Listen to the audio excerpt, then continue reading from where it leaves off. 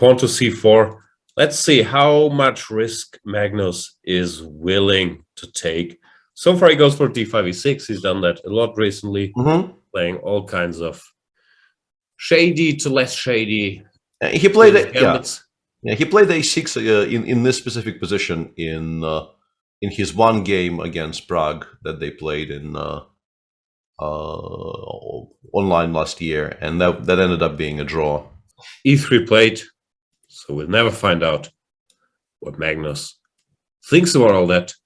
But we will find out if he just quote-unquote wants a QGA or if he wants ways to split the difference. No, if you play b3, bishop e2 here, the position still remains rocky solid for white. Yeah. But if you play bishop b3 and follow it up with e4 against most moves.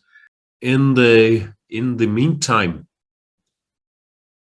Praggnanandhaa has played 7b3, which is one of the moves I mentioned as being solid but not exactly going for the endgame. It's also just one of the main lines. I don't think there's any thoughts about making a draw against Magnus or anything. I think that's just what he likes in this position. I've also played this move. And Magnus played b6. Not the main move as far as I know. I think the likes of Nakamura have started playing this, followed by castles, and then later bishop d7, knight c6 if appropriate, or b5. b5 and then some rook a7 stuff. I've seen Linier do that. Yeah, exactly. Just mention that I'm openly against playing in the mask and that we aren't obliged to do it during the game, according to the regulation. The bishop on d5 probably stays on d5, allowing black to trade. I think we start by playing knight c3, because rook b8 indicates that black is now ready to take and play bishop b7 if the queen takes on d5. So we probably don't want to be taking with the queen, we want to be taking with the knight. And then developing is, knight d5, and you can play bishop b7, you can play bishop d6, all of these moves are. Bishop b2 played. Yeah, also quite... He started to take time, at least. Bishop b2, he hasn't blitzed out. Praggnanandhaa against Magnus Carlsen. What's going on here? I quite like having thought about it for a sec. I quite like Prague's position, and it's one of those situations where if you don't get rid of the bishop on d5 early, you might never have a particularly comfortable way of doing it. And black is a bit tied up because you don't particularly want to play bishop b7. Taking on d5 suddenly makes white's entire position make a lot more sense. Doesn't want to go b4 yet because then knight e4 seemed to be tough to meet. I guess, he still wants to keep his options open. Maybe now b4 is more of a threat where he could then after. Let's make some stupid move. Very briefly, in the Sicilian, because before h5 is on the board now in the Sicilian. So there's one line there which we haven't really discussed. Okay, I figured it out. We still should show it though. Moving on, how's Magnus doing? Magnus Carlsen, double S. Yeah, his a4 seemed like it may not have been the... I think the whole sequence of rook fd1 followed by a4. I think Prague playing a4 explains why he chose the rook that he chose, because now the rook on a1 is participating in the game without needing to be moved from its starting square. But it's a bit slow, and playing on the queen side doesn't seem as critical as... So where did it go wrong? a4 wrong is maybe strong. And also interestingly, apparently Magnus could have played b4 here and had an instantly very good position. b4 followed by... Why didn't you, Magnus? Yeah. Takes. And the difference is apparently we want to go c5, c4 here against many ideas. No, maybe not in every single spot, but in a number of positions here, c5, c4 with a pawn on a4 instead of a2 becomes a much stronger option than it was earlier. So definitely was a possibility, but h6 not horrible. h6 is a move which black very often needs anyway, so understandable that Magnus decides not to engage in any kind of immediate calculations. Let's go to Magnus for a second. Yeah, people were reading Magnus has winning chances now. The rook a bishop f8 maneuver, which I somewhat jokingly referred as the Spanish maneuver, has been played. Magnus does like this, and also it makes perfect sense overprotecting the pawn on g7 for any future trades on the d5 square. The rook now is participating in the game, and also it's much easier to take on d5 when knight takes d5 doesn't hit the bishop on e7. But specifically, I think it's b4, knight a4, knight takes d5 is probably the biggest problem that Prague is now facing. And black has solved all of their structural problems. And Magnus does play b4 on the board. Yeah, I had a feeling that his win yesterday was so. Yeah, that was happening. Now Praggnanandhaa is a tough choice. Neither looks fantastic. He can. Yeah, he took with the rook. He took with the rook, which I understand, but yeah, or he can recapture it. It looks horrible. Yeah.